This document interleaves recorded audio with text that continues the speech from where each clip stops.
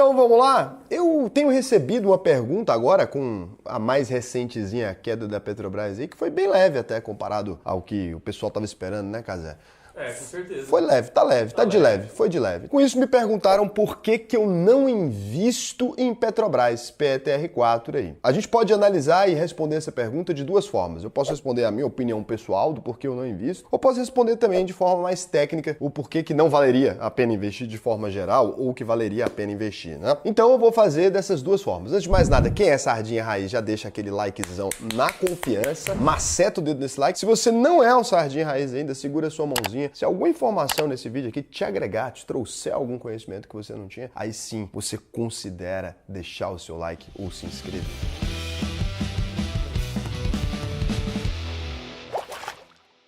Primeira coisa, já que a gente vai responder isso de forma objetiva, é a gente olhar para onde, Cazé? Para onde que a gente olha para responder uma coisa de forma objetiva? É pros dados, né? Os números, exato. Você tem dado em casa ou não? Você que está aí do outro lado tem que ter analisando os dados, né? Vamos ver aqui. Aqui a gente não tem em casa, vamos ter que buscar no Investidor 10, né? Não está tendo dados aqui. Então aqui você vai fazer o seguinte, você vai acessar Investidor 10 aí, ou a sua ferramenta de análise de dados favorita, e vou digitar aqui o ticker, né? PETR4, a famosa Petrobrasinha. Petrobras aí que tem contado com uma alta terrível, né? Uma alta gigantesca nos últimos tempos aí, desde que o aumento do preço do petróleo Brent subiu loucamente. Um dividend yield aqui baixíssimo, né? 50,84%, significa que se você tivesse investido 100 mil reais em Petrobras há 12 meses atrás, você já teria recebido 50 mil só de dividendo.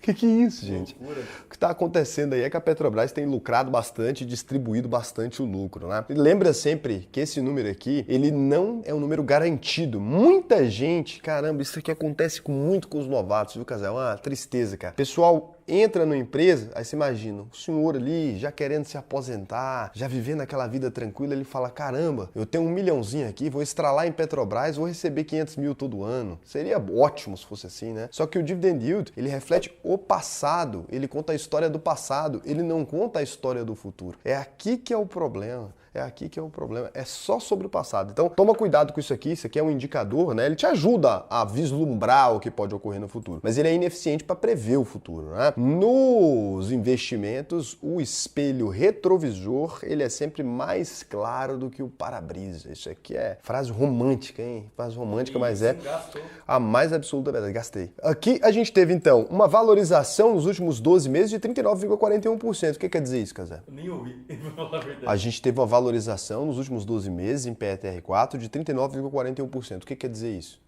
Nada. Nada, perfeito, olha só. É uma excelente análise, porque não quer dizer nada. A valorização passada também não é garantia de valorização futura. A cotação está a R$ 29,39, outro indicador que não quer dizer nada. E aqui começam alguns indicadores que querem dizer algo. 2,36 é o PL. O PL, então, é quanto? 2,36. Isso significa que o mercado está disposto a pagar até 2,36 vezes o lucro da Petrobras, ou quer dizer também que você que investe em Petrobras teria o seu retorno somente no lucro da empresa, ou seja, ou em valorização dessa cota, ou em distribuição de um potencial dividendo, mas você teria esse dinheiro de novo do seu investimento aqui em 2,36 anos após o investimento. Significa que vai cair na sua conta esse dinheiro? Não. Significa que a empresa vai lucrar esse número, né? Ou lucraria se mantivesse do mesmo jeito que está agora. Então, 2,36, PL maravilhoso. Quando a gente olha para o PVP aqui, o preço pelo valor patrimonial da empresa, a gente tem 0,93. Significa o quê? Cada R$1 de patrimônio da Petrobras ali, você está pagando 93 centavos. O vulgo, já repeti esse exemplo aqui 200 vezes, já não aguento mais ouvir falar isso, mas é o vulgo seguinte, você tem um apartamento que vale 1 milhão, o dono está te oferecendo comprar esse apartamento por 930 mil, ou seja, tá barato. Então Petrobras, mesmo nos múltiplos atuais, mesmo com essa alta desse tamanho, por esse indicador, ela ainda estaria barata, né? O preço justo de Graham aí para Petrobras a cotação seria uns R$93, cara. Se a gente usar aqui esse PL, né, e esse PVP aqui, a gente chegaria nos R$93 aí. Mas a gente precisa ir mais para outros indicadores ali. Bom, a Petrobras nos últimos 5 anos teve um crescimento de receita de 14,91%. Nos últimos 5 anos também, ela teve um CAGR dos lucros aí,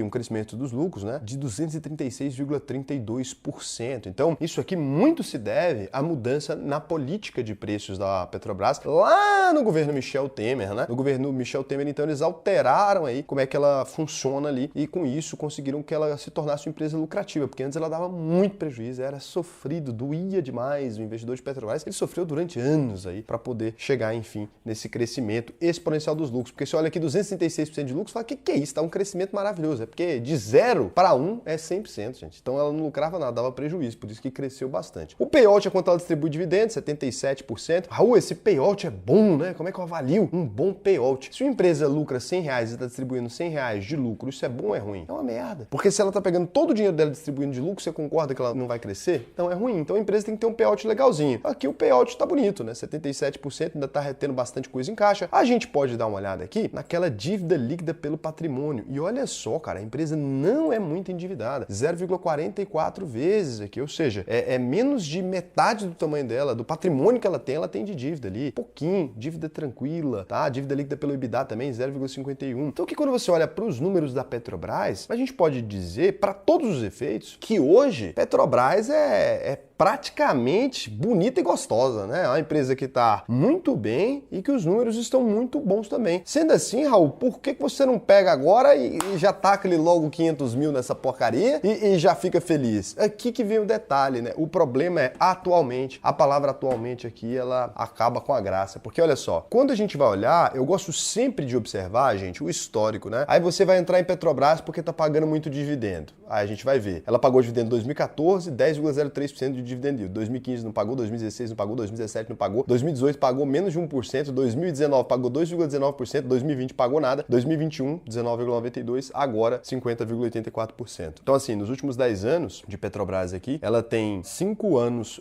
pagando dividendos e 5 sem pagar absolutamente nada, né? E nesse número que ela pagou agora, nunca tinha pagado anteriormente. Você traça uma média aí, você vai ver que não é aquela delicinha. Então você que gosta de dividendo não tem motivo. Quando a gente vem aqui no receitas e lucros, aí nesse ponto aqui é que para mim começa a ficar meio complicada a situação de Petrobras. Olha só, 2009, então vamos voltar lá atrás, nos idos de 2009, Petrobras lucrava 15 bilhões de reais. Em 2010, ela lucrava 35 bilhões de reais. Em 2011, ela lucrava 33 bilhões de reais. Em 2012, ela lucrava 20 bilhões de reais. Em 2013, ela lucrava 23 bilhões de reais. Em 2014, ela teve um prejuízo de 21 bilhões de reais. Em 2015, ela teve um prejuízo de 35 bilhões de reais. Em 2016, ela teve um prejuízo de 13 bilhões de reais. Em 2017, ela teve um lucro líquido de 377 milhões. Aí em 2019, ela voltou a lucrar 26,44 bilhões. 2019, ela teve um lucro de 40 bilhões. E aí em 2020, ela já cai o lucro para 6 bilhões. Em 2021, ela já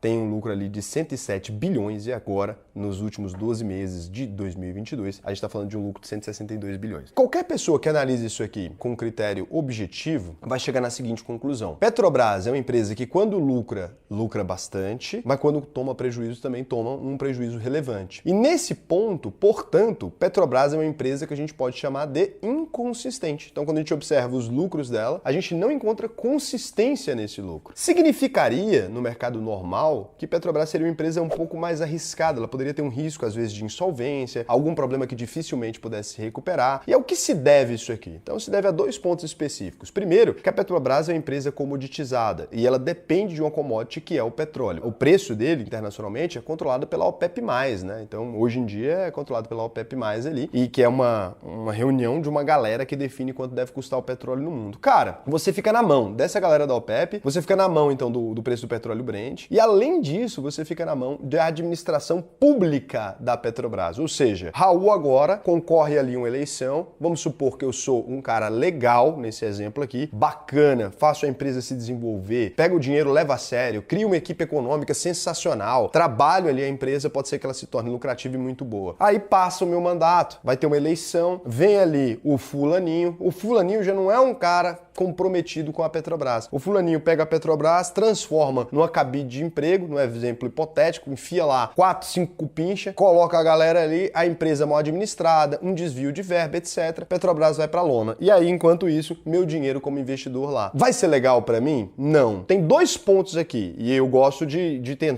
tentar ser imparcial aqui, apesar de não conseguir. Eu não gosto de empresa estatal, mas o que eu tô tentando. Então, tem um ponto de vista que a gente tem que defender das empresas públicas, que são mais seguras a nível de não quebrar. O governo tem que salvar a Petrobras, é uma empresa governamental, se dá uma merda merda para a distribuição de combustível, é praticamente um monopólio ainda, não é mais um monopólio legal, mas é praticamente um monopólio ainda. E isso aqui, então, é um fator positivo para ela. E do fator negativo a gente tem que, entre não quebrar e dar lucro, tem uma grande diferença. Quem assume a Petrobras e quer ali fazer uma pose de que ela precisa ser uma empresa que ajuda o povo e tal, essa pessoa pode simplesmente colocar a Petrobras ali para não lucrar, para não dar lucro para os acionistas e tal, e realmente trabalhar com um populismo mais exacerbado. Então, é muito importante a gente classificar, né, essas duas coisas aqui, você entender o que isso significa para você. Para mim, é um don't ali, né? Um não, né? Não quero estar envolvido numa empresa que tem essa oscilação. E no segundo caso aqui também, a gente vai vir aqui dar aquela olhada no patrimônio da Petrobras. Uma coisa muito interessante também da gente observar é que esse crescimento patrimonial da Petrobras, cara, ele também não é consistente. O endividamento da Petrobras também não é consistente. Se você pega um gráfico de dívida ali, você vai observar, né, nos últimos anos, a dívida da Petrobras, olha, ela é uma dívida que ela cresce e diminui de forma meio louca, né? Se você pegar mesmo a dívida bruta. Então assim, você vai ver que 2012 para cá ela vem crescendo, quando ela atinge níveis aqui um pouco mais alarmantes, em 2015, 493 bi, depois ela acaba conseguindo reduzir esse endividamento dela, né, para 280 bi. Mas tá sempre ali naquela flutuação maluca. Então minha conclusão aqui, do meu ponto de vista, é: eu não gosto de ter na minha carteira uma empresa que o mercado não seja o principal fator dela, que ela